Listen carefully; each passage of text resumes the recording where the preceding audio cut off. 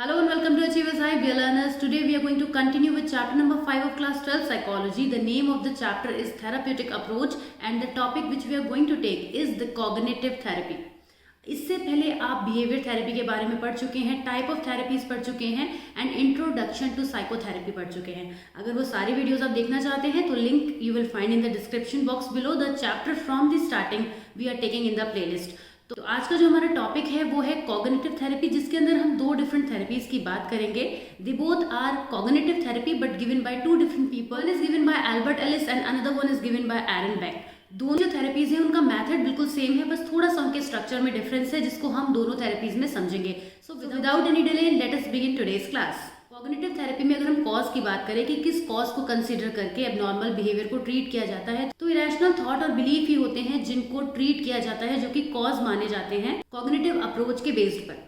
तो इसी को कंसीडर करते हुए यानी यहाँ पर कॉग्निटिव थेरेपी में जो पर्सन का क्लाइंट का ट्रीटमेंट किया जाता है उसके अंदर से इरेशनल बिलीफ को निकालकर, उसके फॉल्टी थिंकिंग पैटर्न को बाहर निकालकर उसके अंदर एक पॉजिटिव पैटर्न को सेट किया जाता है और ये माना जाता है कि उसके बाद जो पर्सन होता है वो बेटर फील करेगा, बेटर अपनी लाइफ को सर्वाइव कर पाएगा. इसके लिए सबसे पहले थ्योरी आती है एल्बर्ट एलिस की, जिन्होंने RET का कॉन्सेप्ट दिया था, यानी कि रैशनल इमोटिव थेरेपी. उनकी थेरेपी को हम रैशनल इमोटिव थेरेपी के नाम से भी जानते हैं. यहाँ पर ये इमोशनल को रैशनलाइज करने की बात करते हैं, क्योंकि जो आप यहाँ पे नाम देख रहे हैं रैशनल इमोटिव थेरेपी, यहाँ पे रैशनल का मतलब हो गया कि हमें उसकी थिंकिंग पैटर्न है, इमोशनल पैटर्न है, उसको यहाँ पर हमें रैशनलाइज करना है, वो सही को सही और गलत को गलत अंडरस्टैंड कर सके, ये हमारा पार्ट है. और इमोशंस का भी यहाँ पे रोल प्ले होता है, क्योंकि पर्सन के जो बिलीफ होते हैं वो उसके इमोशन से डेफिनेटली जुड़े होते हैं. अभी बिलीफ के बारे में भी हम आगे बात करेंगे, लेकिन RET क्या है? Rational emotive therapy which was given by Albert Ellis. It is one of a very popular cognitive therapy,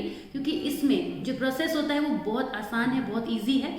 देखिए सबसे पहले क्या होता है कि पर्सन का इंटरव्यू किया जाता है. जो क्लाइंट होता है, ये तो आप हर थेरेपी में देख रहे हैं कि जो क्लाइंट होता है उसका प्रॉपर इंटरव्यू किया जाता है और इंटरव्यू के थ्रू उसके बिलीफ को जाना जाता है. वो इरेशनल बिलीफ जिसको उसने अपने मन में मान लिया है, इमोशनली, कॉग्निटिवली, जिस तरीके से भी आप देखेंगे उसने मान लिया है कि वो बहुत ज़्यादा उन पर फेथ करता है कि ऐसा ही होना चाहिए.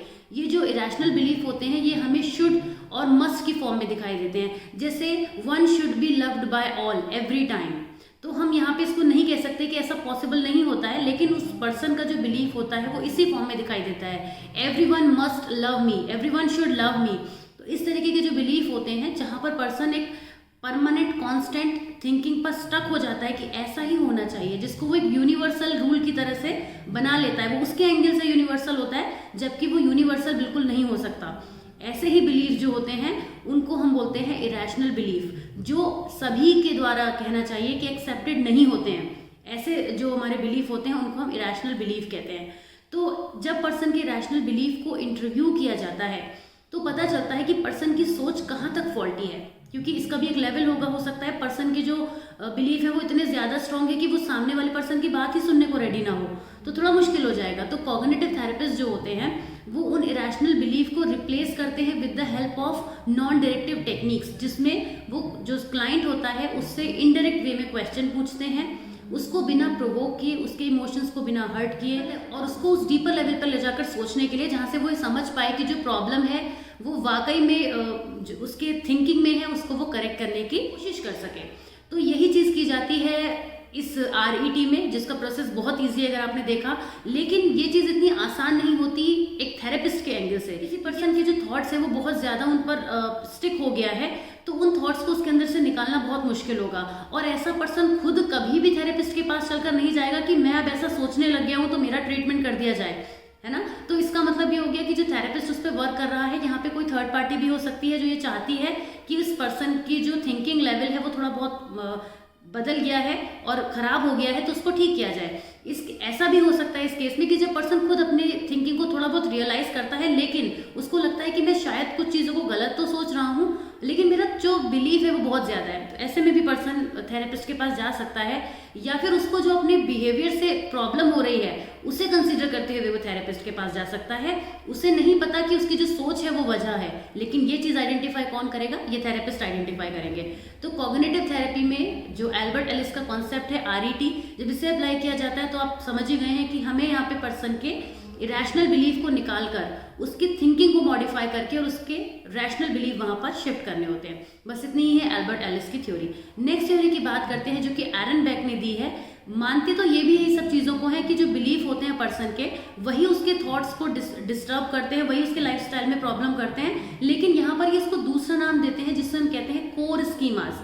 वो ये कहते हैं कि कोई भी पर्सन जो अपने चाइल्डहुड में जिन चीज़ों के अक्रॉस जाता है, जिन बातों को लाइफ में देखता है, जिन चीज़ों के अक्रॉस सफ़र करता है, वो बातें उसकी थ्रू आउट लाइफ में या बड़े होने पर, चाइल्डहुड के जो एक्सपीरियंसेस होते हैं वो बड़े होने पर उसके अंदर एक अपने बहुत जगह बना लेते हैं जिनको कोर स्कीमास कहा जाता है। अगर जो उसके कोर स्कीमास हैं उनको कोई भी पर्सन ट्रिगर कर दे, इस एग्जाम्पल से समझिए कि ट्रिगर कैसे करेगा। जैसे एक बच्चा एक ऐसे एनवायरनमेंट में रहता है जहाँ पर उसको ये महसूस होता है कि मुझे कोई समझना नहीं चाहता, कोई मुझसे प्यार नहीं करता। वो एक ऐसे स्कूल में जाता है जहाँ पर उसको टीचर भी डांट रही है, या फिर ये उसके खुद के बिहेवियर की वजह से भी हो सकता है कि टीचर उसको डांट रही है, या उसको केयर नहीं मिल रही है, या वहाँ पे उससे कोई ज़्यादा ध्यान नहीं दे रहा है। तो ये चीज़ें उसको ट्रिगर करेंगी। किसी का हर्ट करना, किसी का अब्यूज़ कर देना उसको ट्रिगर करेगा। ट्रिगर करने की वजह से उस पर्सन के अंदर एक ऑटोमेटिक नेगेटिव थॉट्स का जनरेशन हो जाएगा। अब जो होगा वो हर चीज़ को एक नेगेटिव एंगल से देखना शुरू कर देगा, बिकॉज एक तो उसके अंदर वो चीज़ें कोर स्कीमास की फॉर्म में डेवलप ही हो गई हैं। दूसरी चीज़ उसके अंदर अब क्या हो गई है, उसको एक किसी भी एनवायरमेंटल कॉज ने ट्रिगर कर दिया है। Triggered by the outside situation, कुछ भी चीज़ें हो सकती हैं। अब उस ट्रिगर होने की वजह से उसका जो ऑटोमेटिक नेगेटिव सिस्टम है वो डेवलप होने लग जाएगा। जब ऑटोमेटिक नेगेटिव सिस्टम डेवलप होगा तो उसका कॉग्निटिव डिस्टॉर्शन स्टार्ट हो जाएगा।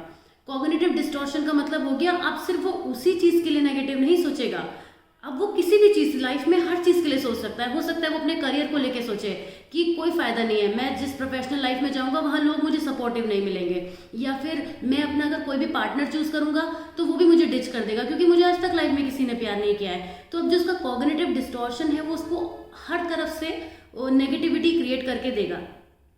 अब इसके साथ क्या होगा, उसका जो पूरा ही स्ट्रक्चर है जिसको हम बोलते हैं कॉग्निटिव स्ट्रक्चर, वो डिसफंक्शनल हो जाएगा। क्योंकि अब आप ये देखिए पर्सन की जो प्रॉब्लम है वो हम ये देख पा रहे हैं कि उसके पूरे बिल्कुल जहाँ से उसके सोचने समझने की कैपेसिटी डेवलप होती है, यानी उसका ब्रेन, वहाँ पर माइंड पर सबसे ज़्यादा उसके इफेक्ट होगा और पूरा कॉग्निटिव स्ट्रक्चर ही डिसफंक्शन हो जाएगा। डिसफंक्शन का मतलब हो गया अब वो फंक्शनैलिटी में प्रॉपर तरीके से बिहेव नहीं कर पाएगा। तो इस फ्लो चार्ट के साथ आप ये समझ पा रहे होंगे कि कैसे पर्सन का जो कॉग्निटिव स्ट्रक्चर है वो डिसफंक्शनल हो जाता है।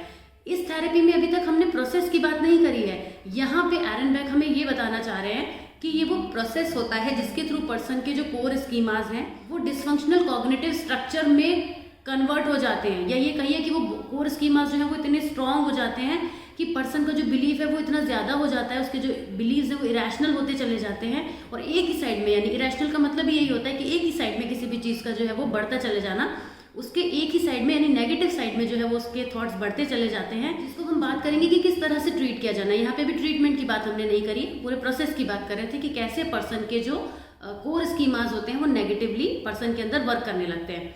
तो अब यहाँ पर मेथड रिपीट होता है, सेम होता है।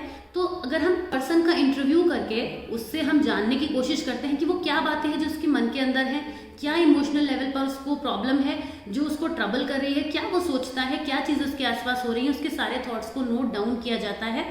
और उसके बाद अगेन उसको बिना प्रोवोक किए इनडायरेक्ट क्वेश्चनिंग उससे की जाती है, non directive technique again apply की जाती है। और इस तरह से पर्सन के अंदर जो है वो उसके रैशनल बिलीफ को हटा के रैशनल बिलीफ को शिफ्ट किया जाता है, जिसके साथ ही पर्सन की जो थिंकिंग है वो धीरे धीरे डेवलप होने लगती है, चेंज होने लगती है और अल्टीमेटली पर्सन के रैशनल बिलीफ को हम शिफ्ट कर पाते हैं।